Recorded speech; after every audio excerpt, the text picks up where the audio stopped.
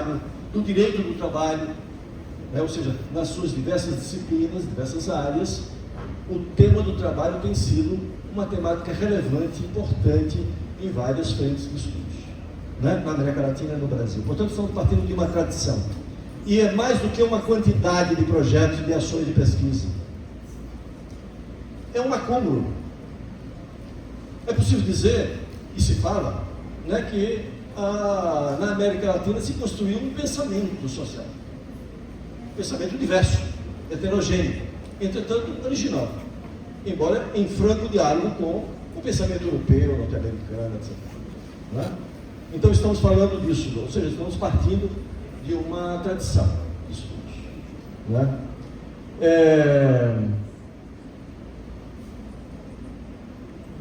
Ao mesmo tempo, partimos de ações muito concretas, de experiências muito concretas e que já vêm, né, se estabelecendo e se consolidando ao longo do tempo. Estamos falando, por exemplo, da ABET, né? O Alessandro falou aqui da Associação Brasileira de Estudos do Trabalho, né? De grupos de trabalho na Sociedade Brasileira de Sociologia, na ANPOX, redes de educação, saúde, história, na América Latina, a ALAST, a ALAS, né? Tivemos aí o congresso há 2 semanas atrás no Rio de Janeiro, LASA, redes temáticas de trabalho, de grupos de trabalho regionais, a ISA, ou seja, no plano mundial, né? Com participação importante da latino-americanos, brasileiros e tudo mais. Né? Oi?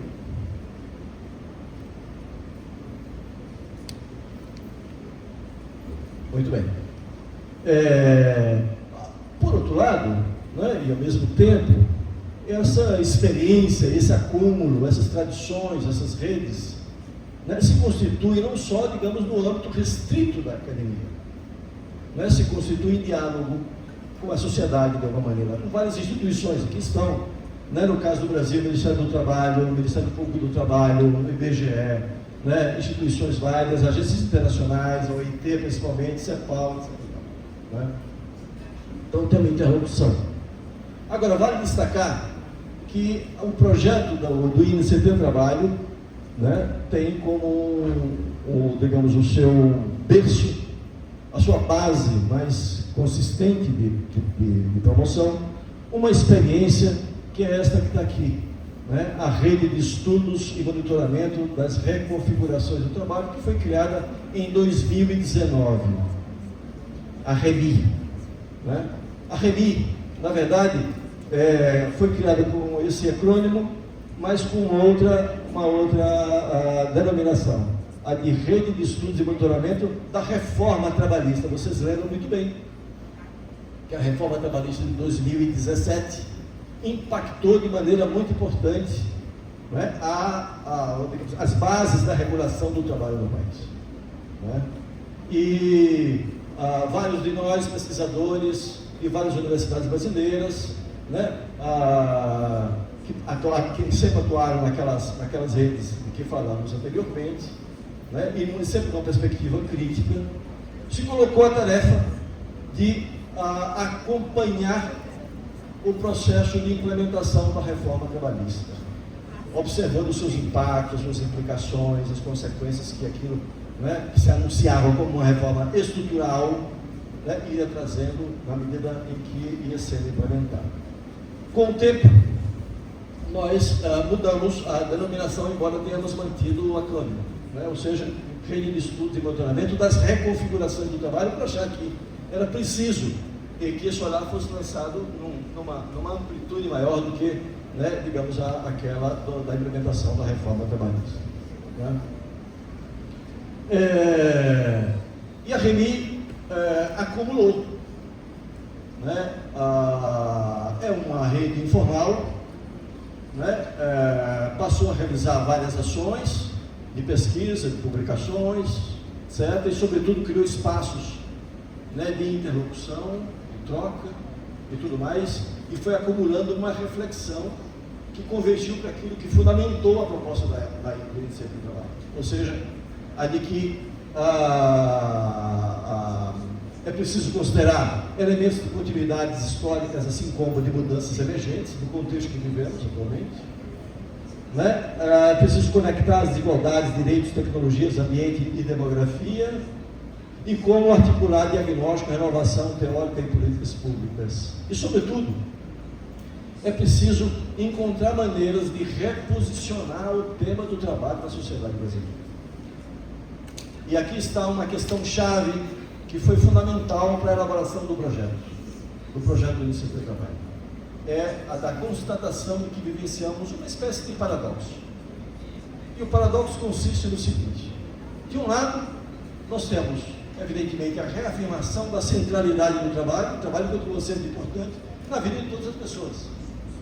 Aqui, os estudantes que estão aqui, tá certo? Estão estudando para trabalhar, para se inserir no mercado de trabalho. Os profissionais que estão aqui são exatamente trabalhadores que atuam, que organizam sua vida em função dessa atividade do trabalho. Mas é mais do que isso. Nós não só, digamos, estamos reafirmando o sentido teórico, né, e até ontológico da importância da centralidade do trabalho na vida das pessoas, nós estamos dizendo que vivemos um contexto, um momento histórico em que o trabalho virou um drama na vida das pessoas. As pessoas vivem assustadas, com medo do desemprego, da precarização, do assédio, das implicações que o trabalho traz para a sua vida, que não são positivas em geral, para a maioria pelo menos.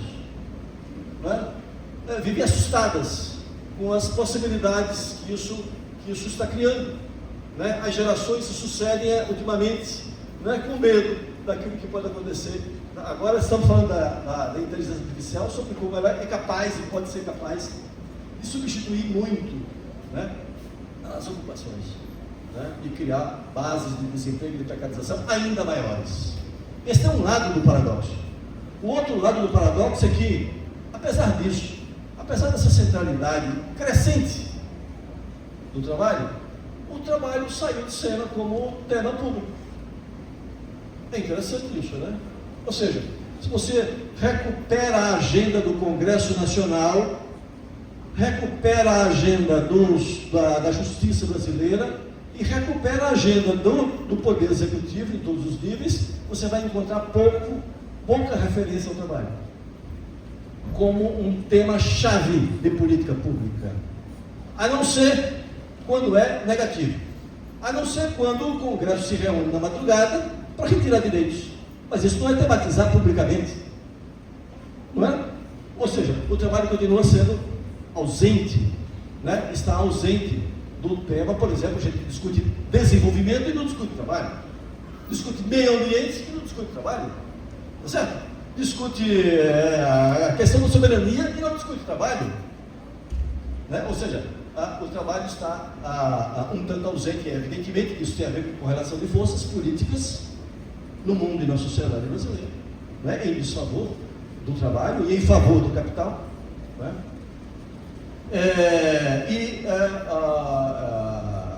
Esse é o paradoxo que vivenciamos. Então, o que é que nós, comunidade de pesquisadores e pesquisadoras, estudiosos do tema do trabalho, podemos fazer em relação a isso? Podemos fazer pouco, mas talvez possa ser muito esse pouco, no sentido de que nós podemos pautar o tema do trabalho a partir dos lugares e dos espaços onde estamos. Ou seja, é possível contribuir a partir da pesquisa, dos estudos, das publicações, da divulgação científica. É possível contribuir, sob essa perspectiva, com o reposicionamento do tema do trabalho da sociedade brasileira. Então, é isso que move o projeto do INCT Trabalho. Tá certo? A coordenação da REMI apresenta, portanto, né, no edital de 2024, uma proposta.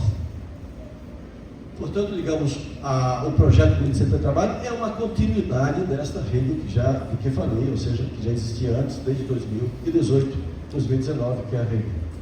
Apresentou o projeto, né, foi submetida no edital, né, são 650 candidaturas, projetos nacionais, todos, né, e o nosso foi aprovado, felizmente, numa posição muito favorável. Pela primeira vez, desde 2010, quando surgiu o primeiro edital, foi aprovado um projeto de versando sobre o trabalho. Porque não é fácil Essa é uma temática social que tem um viés crítico pela natureza da proposta. Né? Outra coisa é aprovar projetos relacionados com a tecnologia, né? Com a física, com a química, com a biologia, né? Com a saúde. Né? Aprovar um projeto, né? No campo do trabalho já significa, pela sua própria natureza, né? Um viés crítico. Embora nem todo mundo que trabalha no tema do trabalho o faça sob uma perspectiva crítica, evidentemente. Né? Bom, já falei do paradoxo. E aí o projeto está constituído a partir de 3 objetivos principais. Tem essa problemática, essa questão de fundo que orienta, né, que se baseia nessa constatação do paradoxo e nesse propósito de reposicionamento, ou seja, de contribuir com o reposicionamento. E aí nós apresentamos 3 objetivos. O primeiro objetivo é o objetivo de construir um diagnóstico sobre o tema do trabalho no Brasil. Por que isso é importante? Primeiro porque vivemos transformações muito profundas, muito aceleradas, muito diversas, né, que envolvem dimensões várias da realidade do país e do mundo e tudo mais. Então, né, primeiro eu preciso fazer isso por causa, né, do que a realidade suscita em nós. Né? Segundo, porque a tradição das nossas pesquisas, como eu já falei anteriormente, é de uma certa dispersão. Então a gente vai no encontro nacional da ABET e ali compartilha experiências individuais, né? Participa de uma rede e compartilha, né, experiências de pesquisa que são às vezes localizadas, às vezes são até nacionais, mas são nacionais com foco muito específico. E a ambição deste projeto é de construir um diagnóstico. E isso não significa alguma coisa monolítica, alguma coisa, tá certo? Que parte do pressuposto de que é possível chegar a uma formulação única de interpretação. Nada disso. Esse diagnóstico continuará sendo alguma coisa diversa, mas será alguma coisa integrada. O esforço é no sentido da integração. Segundo, para fazer isso, é preciso entrar numa área que muitas vezes a gente vacila e se assusta com ela, enfim. Né? Isso gera controvérsias, muitas vezes, que é o investimento no avanço teórico-metodológico. É preciso entrar no debate teórico-metodológico. A solução, as interpretações, as chaves interpretativas não vão ser encontradas unicamente aí, mas serão encontradas também aí. É preciso, portanto, né, ao lado da formulação, né, de uma interpretação, da construção de uma interpretação de um diagnóstico, é preciso afiar, né, os instrumentos analíticos, conceituais, metodológicos. Isso significa revisitar, reconstituir, reelaborar. Não devemos ter medo disso. É preciso reelaborar. Né? E terceiro, isso aqui tem a ver com o que o Arrimi tem apostado, mas também com o próprio propósito do edital do CNPq, de que é preciso aproximar a elaboração científica da formulação de diretrizes, de orientações práticas, de implicações concretas na sociedade. Ou seja, é preciso aproximar aquilo que fazemos da vida das pessoas, efetivamente, inclusive sob pena de nós, cientistas sociais, né, continuarmos sendo alvo, como temos sido, de uma campanha anticientífica, de deslegitimação da ciência na sociedade. Vivemos isso como nunca vivemos em períodos anteriores. Tá certo? Ou seja, o processo anterior é de construção de legitimidade e até de institucionalização. O processo recente é de deslegitimação. E é preciso que nós reajamos com isso. Ou seja, aproximando a ciência da vida das pessoas.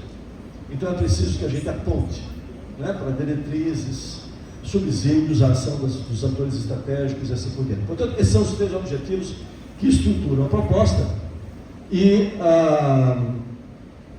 isso está sendo organizado a partir de duas frentes principais. Uma são ações articuladas pelo comitê gestor, que coordena essa proposta, e ao mesmo tempo a partir de recortes temáticos específicos que são necessários de serem feitos no sentido de aprofundar, né, a perspectiva de abordagem de tal maneira a ir mais fundo em determinado tipo de problema. Portanto, há um movimento vertical e um movimento, né, integrador que deve ser feito ao mesmo tempo e de maneira combinada.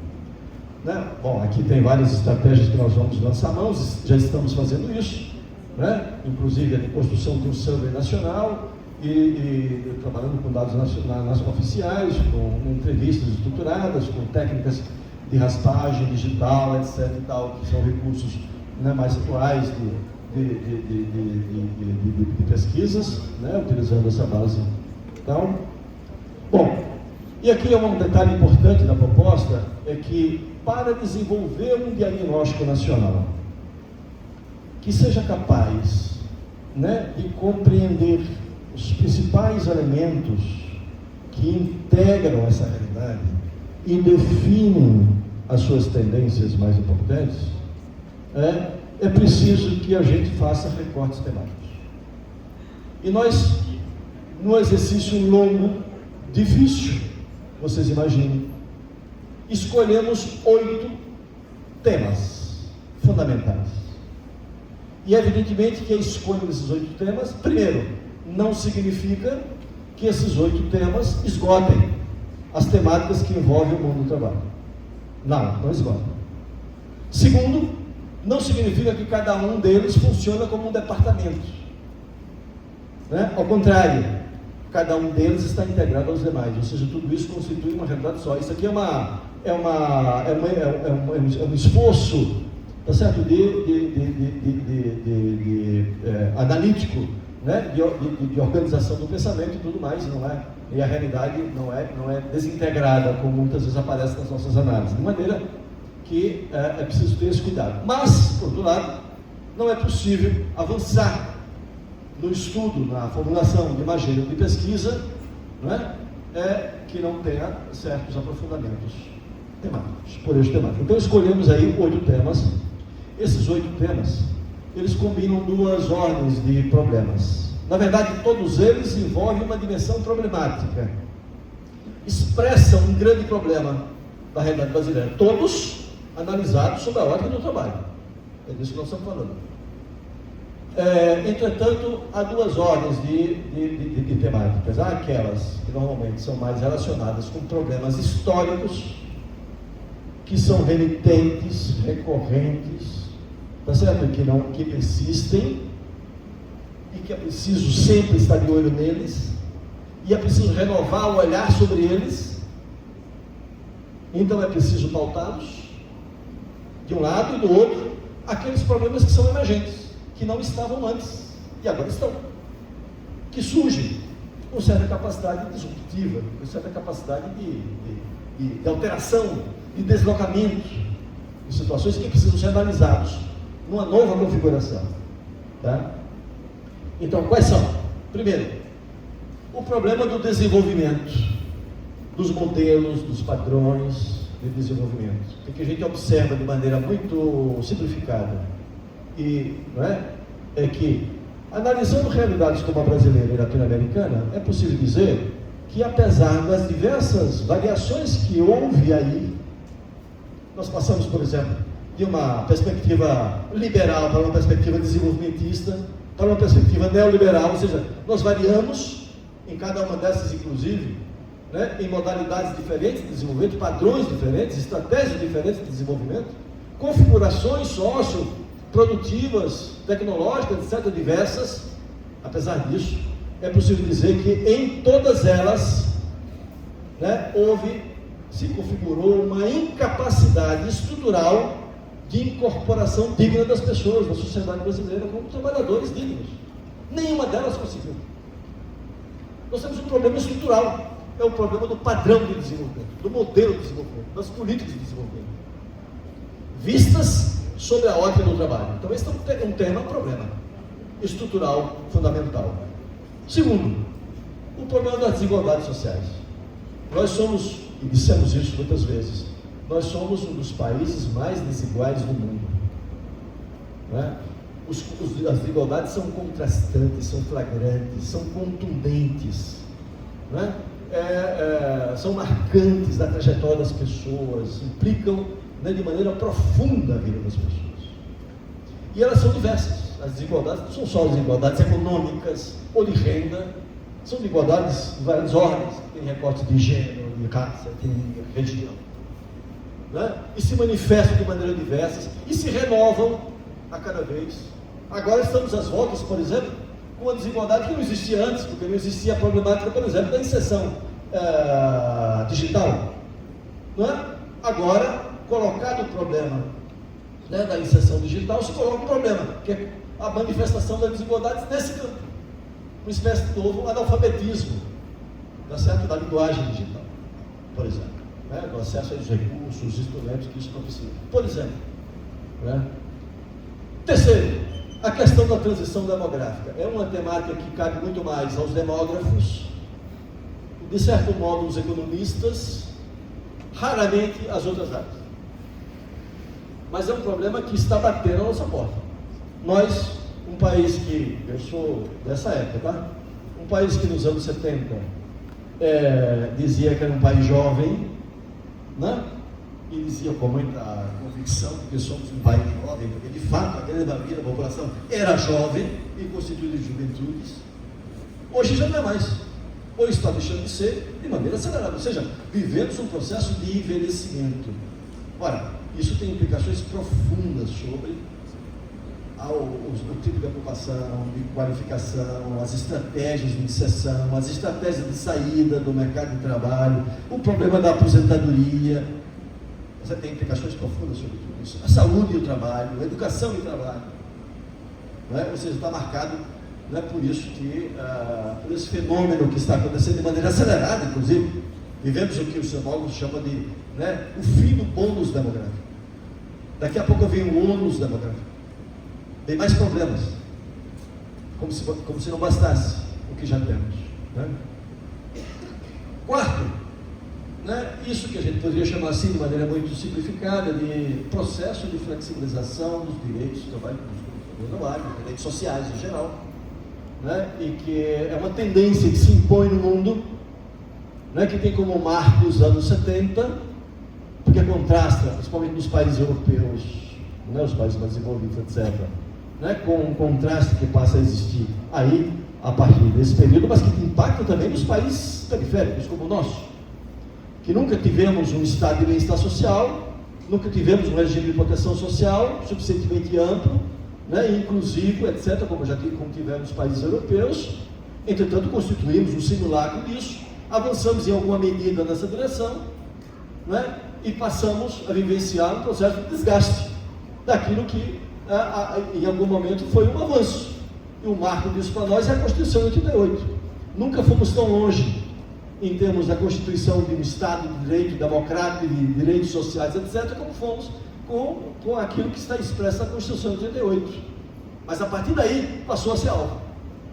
A partir daí vieram as famigeradas reformas constitucionais, todas pautadas no sentido de retirar direitos que foram apenas anunciados ou, em alguma medida, ali consolidados com bases ainda muito né, elementares. Vivemos esse processo, e esse processo continua, e esse processo ganha novas conformações a cada vez, né? Terceirização, pejotização, né? Plataformização, olha só, vem ganhando novas conformações, novos capítulos, apesar de entrarmos e sairmos de governo, às vezes progressista, governo retrógrado, e vai assim, entrando e saindo de um e outro. Entretanto, certas tendências permanecem, apesar das variações que ocorrem aí. Portanto, essa é uma questão que continua sendo fundamental nos estudos do trabalho, tá certo? 4, o tema da tecnologia, né, e das suas implicações e das inovações organizacionais que elas trazem junto, ou que se somam a essas inovações tecnológicas e produzem efeitos muito importantes. Nós estamos falando principalmente aqui daquilo que vários autores vão chamar de uma era digital. Essa era digital tem implicações em todos os campos, né? E agora tem esse novo capítulo que surgiu faz pouco tempo, né? E com a capacidade e o potencial de impactar né, espetacular, que é o da IA generativa, né, sobre como isso tem causado um certo pavor, certo temor, certas, né, preocupações e muitas implicações já na nossa vida. Né? Quem aqui já não usou a IA? Né? No seu trabalho, no seu estudo, na sua, enfim, né? Atividades até recreativas. Então, está aí, tem implicações diversas, isso implica a atividade produtiva propriamente, a atividade de serviços, implica as atividades culturais, né? Toda a área de atividades plataformizadas, enfim, né? Teletrabalho, né? Enfim, teleatividade de toda a natureza, enfim, etc. Temos um desafio imenso aqui a pesquisar. E já tem uma produção imensa. Né? Para quem entra nessa área de estudo, está muito difícil acompanhar. Porque a circularidade, a frequência de novos estudos é uma coisa impressionante no mundo inteiro e também na América Latina e também no Brasil. Né? Sexto capítulo, tema, a questão da crise ambiental e a transição energética. Isso está não só batendo a nossa porta, já passou direto, já está em toda parte, sentimos isso a todo momento, né? Sobre como isso tem implicações fortes na vida das pessoas, na sociedade como um todo e em particular no trabalho. Vocês imaginem que isso tem implicações sobre o que estamos fazendo como atividade produtiva ou atividade de trabalho, né? As possibilidades que isso cria de mercado de trabalho ou não, né? A natureza da qualificação que deve ser ensejada e propiciada no plano, né, das políticas públicas e tudo mais, ou seja, as implicações são profundas sobre a vida do trabalho e é preciso revisitar isso sob esse olhar.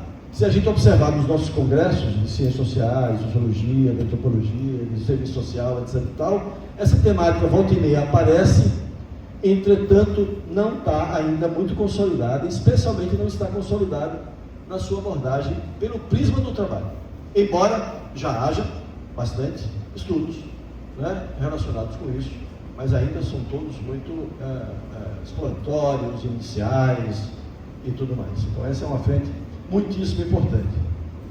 Sétimo, bom, a gente poderia sintetizar um grande problema com essa frase aqui, mas é um problema muito mais complexo. Vivemos uma crise da agência dos trabalhadores. É isso. Que tem a ver com alteração da correlação de força, mudança dos padrões produtivos, dos padrões organizativos, dos padrões societais. Tudo isso tem trazido implicações profundas de base objetiva e subjetiva, cultural, social, econômica, política, institucional. O fato é que, né, há indicadores que são evidentes. Um deles é de que as taxas de sindicalização só caem. No Brasil só caem. Nos últimos anos, no caso do Brasil, houve uma pequena recuperação, mas muito pequena, muito tímida. Entretanto, a queda é significativa. Nós temos hoje uma taxa, calcula-se, de 8%. Tá certo? De sindicalização no mercado de trabalho brasileiro. É muito baixo. Já tivemos 17, 18 há pouco tempo atrás. Portanto, né, temos um problema que, ao mesmo tempo em que as organizações tradicionais, centrais sindicais, sindicatos, têm perdido capacidade de iniciativa, ao mesmo tempo surgem novas formas de organização. Os entregadores, os motoristas de plataforma, etc. Outros setores de segmento de trabalhador têm sido, né, exemplos de como novas formas de organização, todas efêmeras, todas embrionárias, né? Entretanto, há já bastante experiência relacionada a isso, né, em vários lugares do Brasil.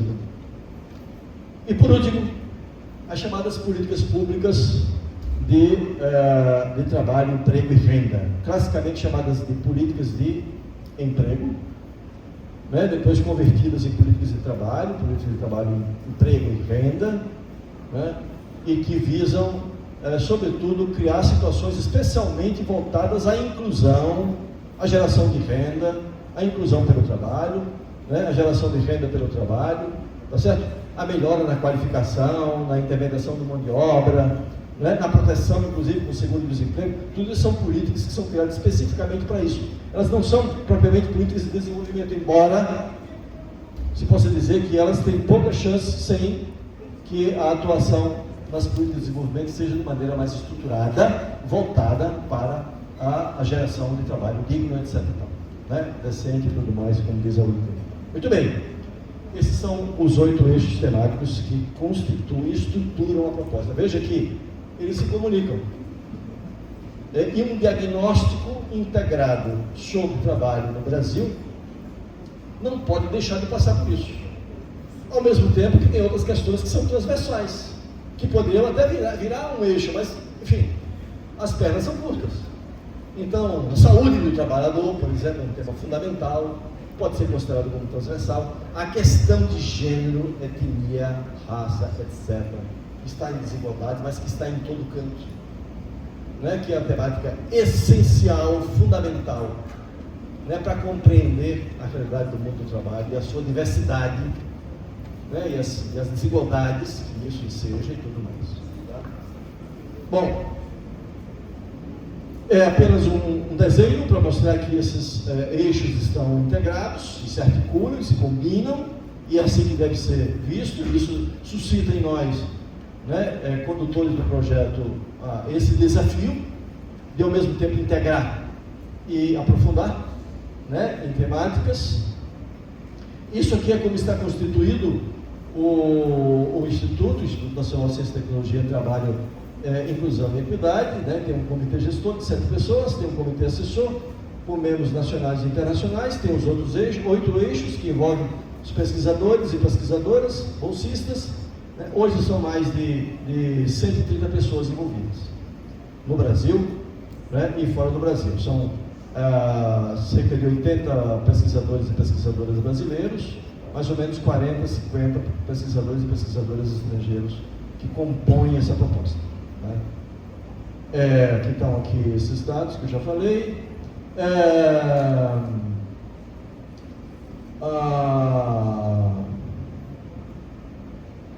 Aqui é uma coisa interessante, que como nós pegamos o bonde andando, o carro em andamento, ou seja, não estamos inventando a roda, né? Estamos atuando sobre uma base que já estava em movimento.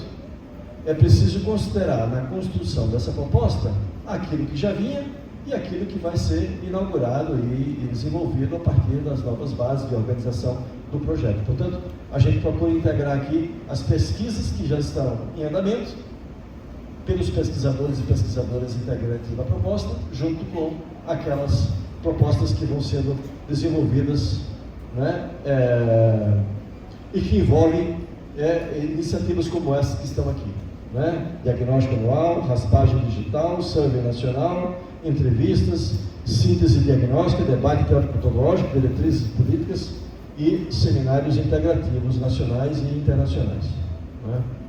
Vários eventos que vão sendo realizados, a produção acadêmica que vai se materializar, que está se materializando na forma de livros, capítulos, vídeos, né, podcasts, videocasts, etc. A ideia é que a gente desenvolva uma estratégia ampla de interlocução com a sociedade, não só com a comunidade científica.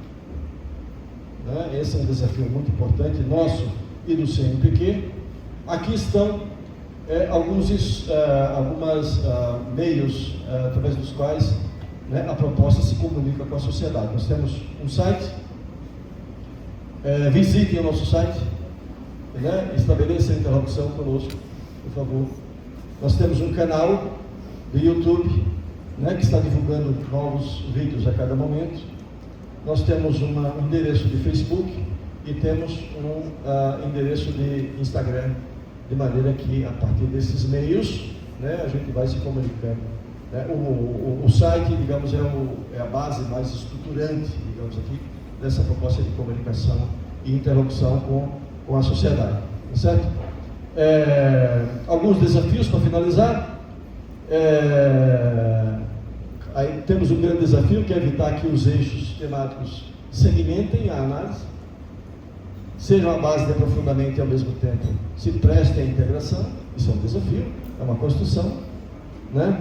A comparabilidade entre regiões, setores, segmentos de trabalhadores, países, porque a gente tem uma interlocução internacional, e a interlocução internacional visa exatamente, né, estabelecer bases de comparação que nos permita compreender melhor a nossa realidade nessa interlocução, né?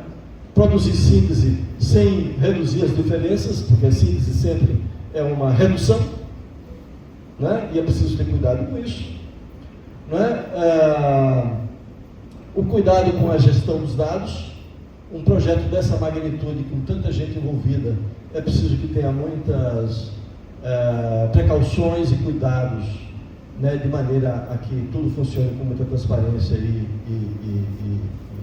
oportunidades bem reguladas, né, para que as pessoas se sintam prestigiadas e reconhecidas nas suas formas de inserção, né, incorporar regiões e heterogeneidades, a incidência pública, ou seja, traduzir resultados sem perder a complexidade, e o aprofundamento e qualificação das cooperações e cooperações internacionais. Então, uma agenda renovada exige 5 movimentos que, na nossa opinião, são fundamentais, tá certo?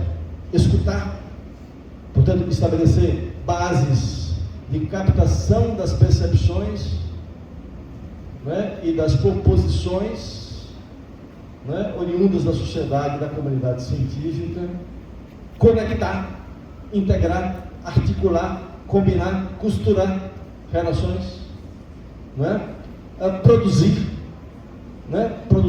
como uma necessidade fundamental de gerar conhecimentos, né, de gerar novas reflexões, de provocar a reflexão e de produzir impactos, ou seja, que tragam a sociedade a pensar ou repensar a questão do trabalho na sociedade, divulgar amplamente, ter uma estratégia clara, definida e consistente de divulgação científica na linha daquela preocupação que nós já colocamos aqui.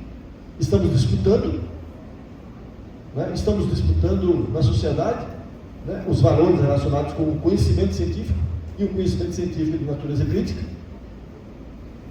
Isso implica em luta, né, elaboração em luta e intervir. Não perder a perspectiva da intervenção no sentido da prática, da praxis, tá certo? Da consolidação de ações que estejam cada vez mais embasadas, né, nessas reflexões e tudo mais. Então, é isso que eu queria apresentar, e não sei se deve ter passado o tempo já. Obrigado. Fico à disposição para esclarecimento.